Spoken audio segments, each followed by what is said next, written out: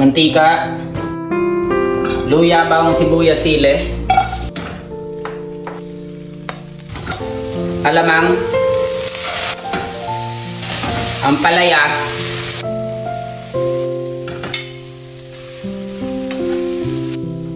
fresh gata.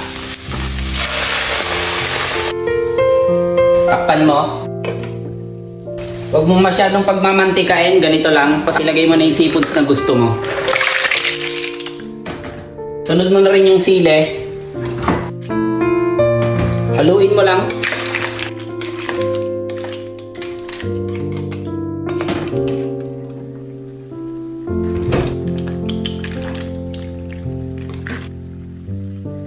Ang gagawin mo lang dito, lutuin mo lang yung seafood. Huwag mong pagmamantikain yung gata para hindi mag-iba yung lasa niya. Mas the best kasi yung gata kapag hindi masyadong nagmamantika.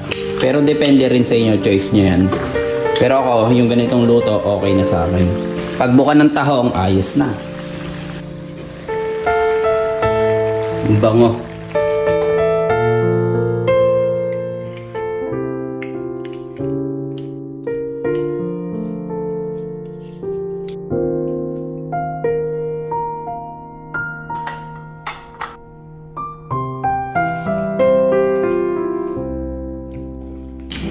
Sarap. Grabe, ang sarap.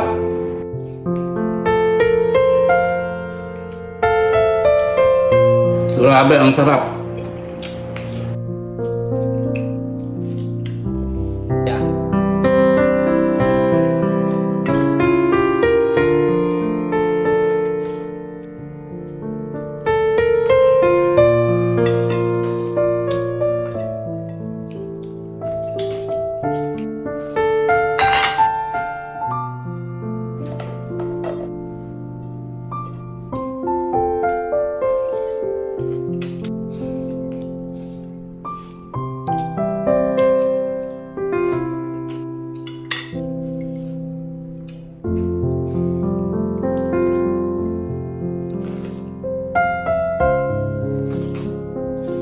Grabe, napakasarap.